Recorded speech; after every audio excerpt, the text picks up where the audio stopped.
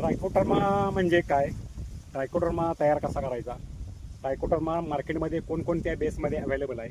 ट्रायकोडर्माचे उपयोग काही शेतामध्ये, पिकामध्ये, आणि तो कशा पद्धतीचा वापर करायचा आणि त्याचं मल्टीप्लाय कसं करायचं, हे एक 4-5 गोष्टी ट्रायकोडर्मा संदर्भात मी तुम्हाला सांगणार आहे.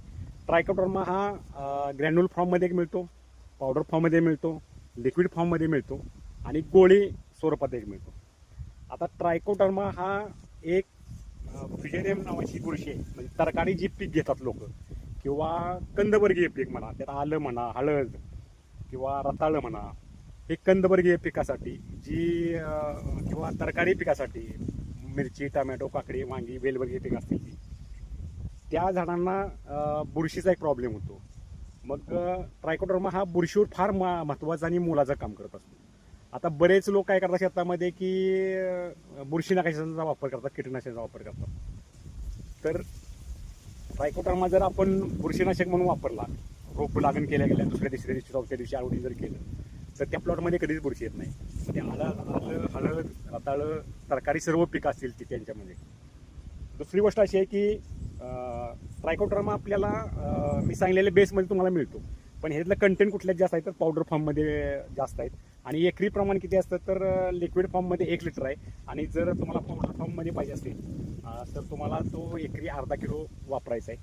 आणि त्याचं मल्टीप्लाय कसं करायचं, म्हणजे त्याचा काउंट कसा वाढवायचा, तर सर्वसाधारण तुम्हाला एक काळा गुळ म्हणतोय मी, जे आता गुळ करतात तयार ते सल्फर वापरून करतात. सल्फर आणि ट्रायकोडर्मा किंवा जीवाणूंचा क्रॉस आहे. जर तो गुळ घेतला तर ते मल्टीप्लाय होणार नाही, कारण जीवाणू सगळे मरून जाणार. तर म्हणजे एकदम काळा सेंद्रिय गुळामध्ये त्याचं मल्टीप्लाय करतात. याबरोबर ताकसुद्धा घेऊ शकता, त्याचा काउंट वाढवू शकता.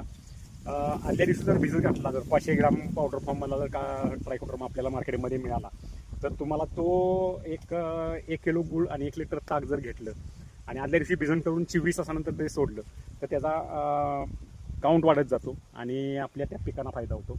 फिजेरियम बुरशीला नावाची जी बुरशी आहे तिला अटकाव करण्याचं काम करतो.